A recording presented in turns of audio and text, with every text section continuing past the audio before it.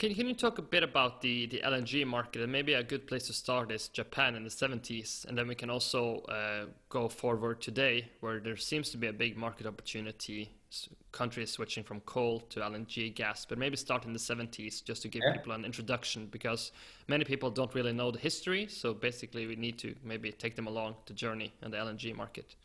I think we actually have to go even further back. I think we have to go back to 1959.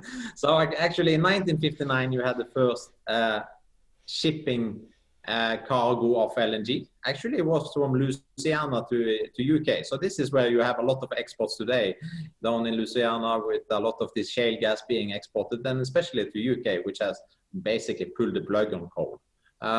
So then they converted a cargo ship built during World War II to LNG carrier. It was 5,000 cubic. So that's basically the size today for these bunkering ships.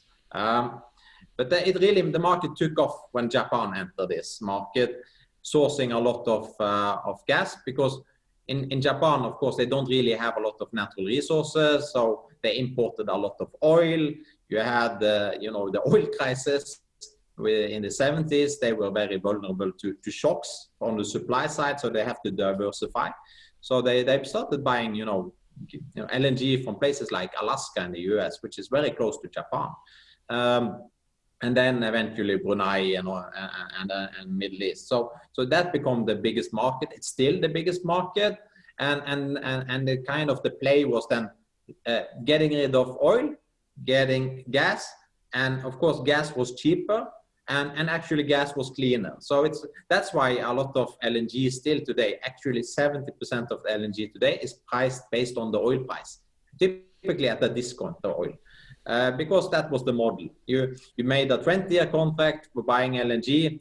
You did it at, let's say, 10, 15, 20% discount to oil. Everybody was happy, and it was like a liner trade. So you were buying it, and then you charter a ship for 20 years, and it went A to B, A to B. It was basically an integrated part of the kind of the utility pipeline. So it's a floating pipeline into a utility project. And LNG shipping was the most boring shipping segment in the world for a long time. Actually, it's only the last 10 years you have had a rapid transformation of LNG.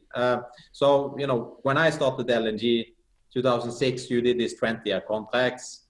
You had 100% leverage, so you didn't need to use the capital markets because you didn't need equity. You could be a private owner and get the money from the banks.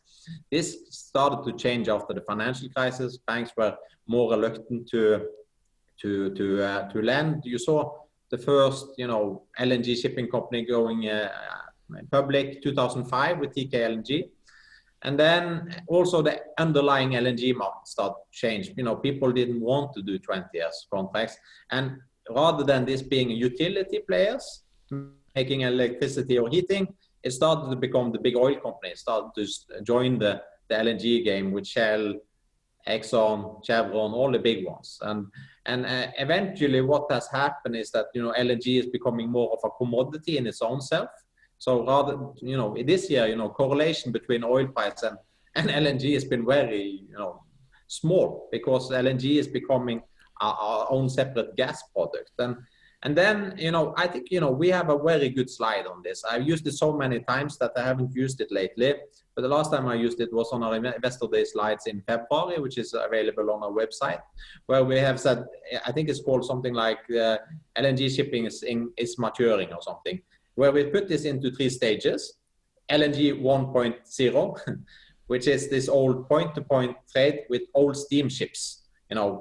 People weren't that focused on efficiency back in the days. So they had steamships which consumed a lot of fuel, but nobody really cared about that.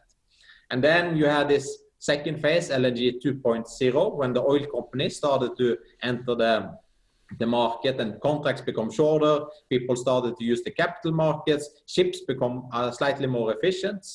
And then now we have the third leg, which is LNG 3.0, where the traders are more like dominant new driving force of the market.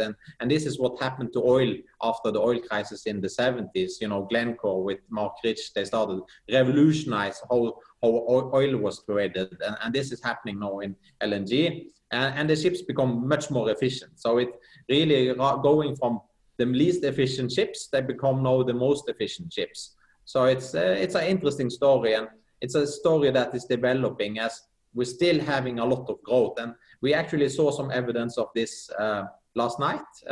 South Korea today or yesterday announced they would shut 15 coal plants during the winter in order to reduce pollution. And of course, this is particularly important now with COVID-19 being primarily a respiratory illness. You don't really want to put out a lot of pollution in the air. And natural gas, when you burn it, it's, you know, it burns clean. So you don't have SOx, you don't have particle matter or fine dust. You reduce NOx by 80–90%. So and mercury by 100%.